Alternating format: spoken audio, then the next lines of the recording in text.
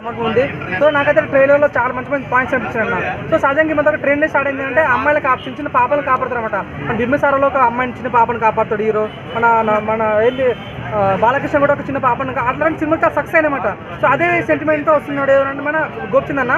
అంటే ఒక అమ్మాయిని కాపాడే ప్రాసెస్లో హీరో ఎట్లా ఇబ్బంది పడ్డాడనే కాన్సెప్ట్ అనిపిస్తే.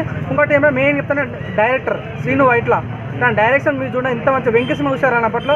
ఆ వెంకీ సినిమా ఎంత బాగుంటుందో ఆ ట్రైన్ సీన్, ఈ సినిమాలో కూడా ట్రైన్ సీన్స్ ఉంటాయంట. ఆ ట్రైన్ సీన్లో కామెడీ చాలా బాగుంటుంది. శ్రీను వైట్ల అంటే ట్రైన్ సీన్లు ఈ సినిమాలో అలానే కనిపిస్తుంది. ఇంకోటి అంటే మన గోపిచంద్ అంటే ఓన్లీ నాట్ ఓన్లీ మాస్ ఇస్తారు, కామెడీ కూడా బాగుంటుంది. మన లౌక్య సినిమాలో కొన్ని కామెడీస్ ఉంటాయి కదా, ఈ సినిమాలో కామెడీ చాలా బాగా అనిపిస్తుంది. ఇంకోటి ఏంటంటే గోపిచంద్ ఈ సినిమాలో మనకు ఒక కమాండర్ లాగా ఒక ఆర్మీ లాగా కనిపించబోతున్న ఫీలింగ్ అనేది.